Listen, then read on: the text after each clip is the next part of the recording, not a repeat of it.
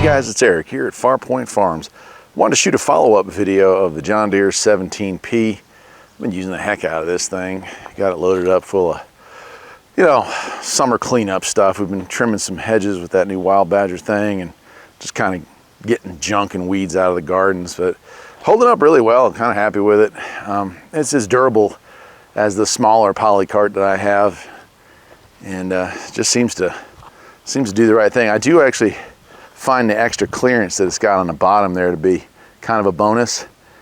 Didn't think that was all that necessary, but I like to back this thing. You'll see here in a second when I do it. I back it up. So far it kind of heads off the cliff before we dump it, and I don't have to worry about hitting rocks or other stuff when I do that, so that's kind of nice. Yeah, the color, it's been outside since I built it. I haven't touched it as far as that's where it'll spend its whole life, and the color of the plastic's holding up well, stickers holding up well, tires and metal not showing any signs of rust yet, which is nice. Yeah, that's a pretty cool looking little setup. And the tractor that's a GT model.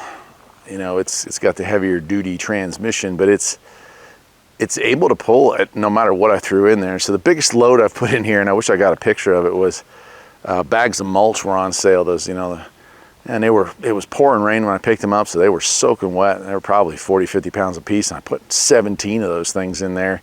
It squatted it a bit, and this thing, I had to lock the rear diff on it to get up the driveway, but it got it. So that was kind of impressive. All right, well, let me get my wife to hold the camera, and we will take this thing down and dump this load off the cliff. I'll show you how easy the dump bed works on it. Let's do it. Here we go.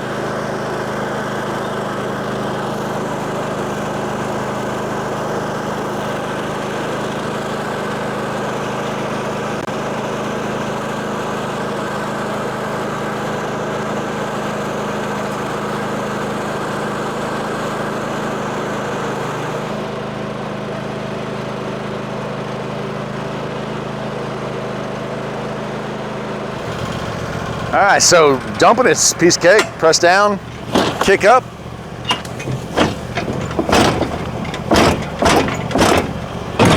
And that's it, it's empty. I love having a nice dark spot here. We push this stuff down, and eventually it helps build up the layers here, so we got a more flat property.